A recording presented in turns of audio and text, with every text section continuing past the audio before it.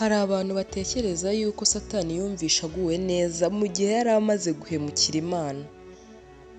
Oya, hari igihe cyabayeho Satani yumva yifuje gusubira muri wa mwanya yahozemo, niko gutuma kuri Yesu, ariko Yesu amubwira ko Imana yafashe umwanzuro ko batakongera kwakira ikibi mu ijuru ryera.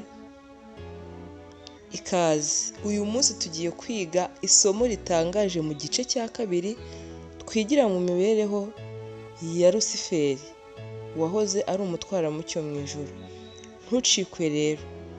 Mu gice cya mbere twari twabonye ko Satani yari yihereranye abamarayika bose, agerageza kubacamo ibice kandi biramushobokera. Ubwo rero yari yamaze gukwirakwiza ikibi mu ijuru, kandi Imana ibona ko Satani amaramaje, yahisemo umwanzuro ukomeye. Ubwo Kristo yafashe umwanzuro wo gutera Satani n'abamarayika babi, barwana intambara karundura, intambara ikomeye kandi intambara igaragara imeze nk'iy'Uburusiya na Ukraine. Ntago ari intambara y'iby'umwuka. Nuko Satani aratsindwa kandi aracibwa. None se ni ukubera iki Imana itahise itegeka umuriro ngo uve hasi no hejuru uhita utwika uwo Satani n'abamarayika be? Kurikira ikiganiro neza uraza kubisobanukirwa, kandi harimo isomo rikomeye. Kandi ugiye kubana na Byukusenge Honorine nk'ibisanzwe. Muri icyo gihe Satani n'abadayimoni bageze mu mwanya mushya bari bahisemo, ntago bumvishe umutima wabo wuzuye ibyishimo. Mu by'ukuri habayeho mu mibereho yabo gucika intege kudasanzwe. Uko iminsi yagiye ihita, Satani yumvishe afite inshingano nk'uko yari yarabibasezeranyije, inshingano yo kubamenyera uko gahunda zigiye gukurikiraho. Mu gihe yari amanjiriwe akibitekerezaho, ngo abona marayika wera atambuka, amutuma kuri Yesu amusaba ko yakongera kubonana n'Imana, agasaba gusubira mu mwanya yari arimo, ko noneho yemeye neza ko icyubahiro umwana w'Imana agikwiriye, nubwo yari agikwiriye kandi akigomba. Niko kumukurira inzira ku murima, amubwira ko Imana yera yafashe umwanzuro ko batakongera gucumbikira ikibi mu ijuru, kuko yari yagaragayeho ko ari we kibi, atari uko yari yaremanywe ikibi muri we. Ahubwo ijuru ryahise ryihutira gusohoza wa mugambi wo kurema umuntu Satani yitwazaga ko atamenyeshejwe. Hagati aho nawe yahise yumva akwiriye kugabanya umwiryane wari utangiye kugaragara mu bamarayika yari yahemuje. Mu kurema inama bitegereza wa muntu Imana yari yaremye, bumvishe neza ko mu kumugusha Imana itabera itakihanganira umuntu wakurikiye Satani, yaba ibyishimo byabo bakamuheraho bakora imigambi migari bari bafite yo gukomeza guhemukira Imana. Mu nama Sekibi yabonye ko nta muntu yakizera ku buryo yamukorera neza igikorwa cyo kubashuka bagatsindwa abashutse rimwe gusa. Adamu na Eva kuba baratsinzwe si uko hari icyo batari barabwiwe. Abamarayika bahoraga babasura buri munsi, cyane ko n'umuremyi wabo yifuzaga kubana nabo mu mafu ya buri munsi.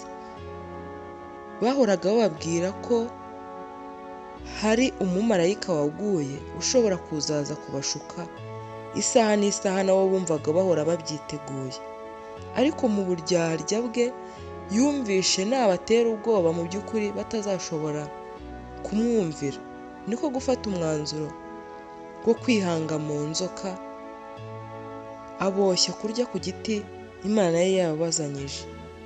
Mu by'ukuri kiriya giti ntabwo ari igiti gisobanuye nk'ibyo abantu bajya bavuga, ahubwo ni igiti cy'igiti gisanzwe, kuko Imana yari yaragishyize mu ngobyi kugira ngo irebe niba mu by'ukuri gukunda Imana kwabo guhamye, kuko iyo batajya kuri kiriya giti bari guhita bazamurwa ku ntera, bakamenya ko ikibi ari kibi, bakamenya ko n'icyiza ari cyiza, kuko bari kuba banze gukora ikibi bagakora icyiza. Gusa nubwo ibyo byose Satani yabigezeho, ntabwo byamuzaniye ibyishimo nk'uko yabitekerezaga. Isomo ritangaje ry'uyu munsi riratubwira ko tudakwiriye gutekereza ko twahemukira Imana tukagubwa neza. Nubwo yahisemo gushaka ubwigenge abushakira aho butari, ahubwo bwamusize mu bwigunge. None wowe urinde wo gukomeza kumukurikira kandi yaricujije ku myanzuro yafashe. Humuka amaso ubone neza yuko ari umushukanyi kandi akubeshya. Ugerageze gukunda Imana kuko ariyo yagukunze ikemera no gutanga amaraso yayo kubera wowe kandi uri umunyabyaha upfa. Imana yamwemereye gukomeza gukoresha amahirwe yari yaramuhaye n'amahitamo nubwo atari yabanje kuyakoresha neza. Natwe turararikirwa kugerageza gukoresha amahitamo Imana yaduhaye mu kuyikunda. Gerageza ukunde umuremyi wawe uko byagenda kose, nubwo wagwaguza ntuzarambarare. Aho kugira ngo ukunde Satani utarakuremye wahagurukijwe no kukwica urubozo, gerageza gukunda Imana nayo izaguhemba. Satani nk'uko atahise acibwa ahubwo yahawe igihe cyo kugirwa inama n'igihe cyo kwisubiraho. Ariko ibyo ngibyo byageze aho bigira iherezo. Niko bimeze no kuri buri wese. Nawe ufite igihe Imana ihora ikwingingira kizagera aho kirangire nubwo ushobora kudahita upfa. Tekereza igihe cyawe cyakurangiriraho, imiburo wateganyirijwe ikakurangiriraho, ugakomeza kuramba indi myaka 20 ariko nta kintu wabwira Imana ngo icyumve. Tekereza kuri ibyo ngibyo nk'uko Satani yari abizi neza ko nyuma yo gucibwa mu ijuru ibye byari birangiye. Yakoze ibibi atitangira, akora ibibi bitagira ibibikurikira. Ndakwinginze kugira ngo ukunde Imana uyigarukire kugira ngo utazarenga umurongo ntarengwa w'imibereho yawe. Imana mbere ya byose.